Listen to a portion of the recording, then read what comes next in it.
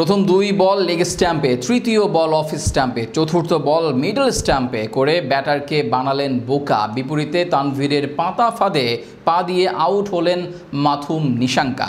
Deep square লেগে পড়লেন ক্যাচের জালে ধরা। দ্বিতীয় ম্যাচের ধারাবাহিকতায় আজও দূরদর্শী এক পরিকল্পনায় চমক দিলেন টাইগার স্পিনার। লঙ্কান ওপেনারকে বিদায় করতে তানভীরের এমন পরিকল্পিত ফাঁদ নিয়ে বিস্তারিত জানব রিপোর্টে। গেল ম্যাচে টাইগারদের ম্যাচ জয়ের মূল নায়ক তানভীর ইসলাম বল হাতে দেখিয়েছেন একের পর এক ঢেলকি।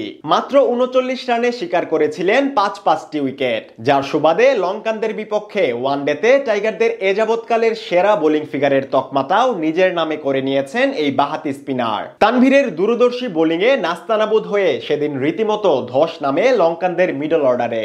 সদ্য অভিষিক্ত এই স্পিনারের ফাইফারের সুবাদেই দীর্ঘদিন পর নিজেদের প্রিয় ফরম্যাটে জয়ের দেখা পেয়েছে টিম টাইগার্স। আজ সিরিজ নির্ধারণী ম্যাচেও নিজের সক্ষমতার আরো এক ঝলক দেখালেন এই অর্থোডক্স স্পিনার। দূরদর্শী পরিকল্পনার ফাঁদে বোকা বানিয়ে সাজঘরে ফেরালেন ভয়ঙ্কর হয়ে উঠতে যাওয়া লঙ্কান ওপেনারকে। তানভীরের পাতা ফাঁদ বুঝতে না পেরে বড় শট খেলতে গিয়ে ক্যাচের জালে বন্দী হন ওপেনার মাথুম নিশাঙ্কা। সিরিজ জয়ের মিশনে এদিন টস জিতে আগে বোলিং এর সিদ্ধান্ত নেন টাইগার কাপ্তান মেহেদী মিরাজ। শুরু থেকেই লঙ্কান ওপেনারদের উপর চড়াও ছিলেন দুই টাইগার পেসার তানজিম হাসান সাকিব এবং তাসকিন আহমেদ। এক ম্যাচ বিশ্রাম দিয়ে নিজের স্বভাবসুলভ আক্রমণ চালিয়ে যেতে থাকেন তাসকিন। এদিকে আগের ম্যাচে ৩ উইকেট শিকার করা তানজিম সাকিবের কল্যাণে আজও উইকেটের দেখা পেতে খুব একটা সময় নেয়নি টাইগাররা। ইনিংসের চতুর্থ ওভারের প্রথম বলেই ওপেনার নিশান মাদুস্কাকে স্লিপ ক্যাচে বন্দী করে সাজঘরে ফেরান সাকিব। দলীয় ১৩ রানে প্রথম উইকেট পতনের পর পিচে থিত হয়ে যান আরেক ওপেনার মাথুম নিশাঙ্কা।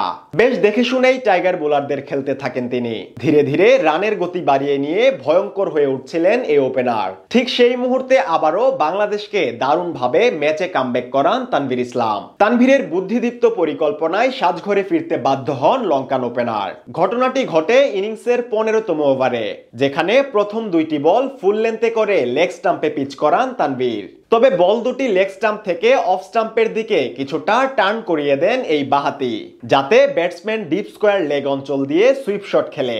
কারণ ওই মুহূর্তে ডিপ স্কোয়ার লেগে রাখা ছিল একজন ফিল্ডার। তবে ব্যাটের কানায় লাগিয়ে ব্যাটসম্যান নিলেন খুচরো রান। তৃতীয় বলটি অফ স্টাম্প করিডোরে ডেলিভারি করলেন তানভীর। এরপর চতুর্থ বলটি ছুড়লেন মিডল স্টাম্পে। সেখানে মিডল স্টাম্প থেকে অফ স্টাম্প করিডোরে বলটিকে টার্ন করিয়ে দেন আর বল পিচ করান একটু বাইরে, যাতে বড় শট খেলতে সুবিধা হয় নিশাঙ্কার। টাইগার স্পিনারের পাতা ফাঁদ বুঝতে পারেননি এই লঙ্কান ওপেনার। তানভীরের পরিকল্পনা মাফিক ডিপ স্কোয়ার লেগে বড় শট খেলেন তিনি, কিন্তু বলে কিছুটা বাড়তি টার্ন করিয়েছিলেন তানভীর, যার কারণে ব্যাটের টাইমিং ঠিকমতো করতে পারেননি মাথুম নিশাঙ্কা। ফলাফল তানভীরের ফাঁদে পা দিয়ে ডিপ স্কোয়ার লেগে মজুদ থাকা পারভেজ হোসেন ইমনের হাতে ক্যাচ দেন তিনি, যেই ক্যাচ লুফে নিতে একটুও ভুল করেননি টাইগার ওপেনার। শেষমেশ তানভীরের পরিকল্পিত ফাঁদে পা দিয়ে ৩৫ রানে সাজঘরে ফিরেন লঙ্কান ওপেনার।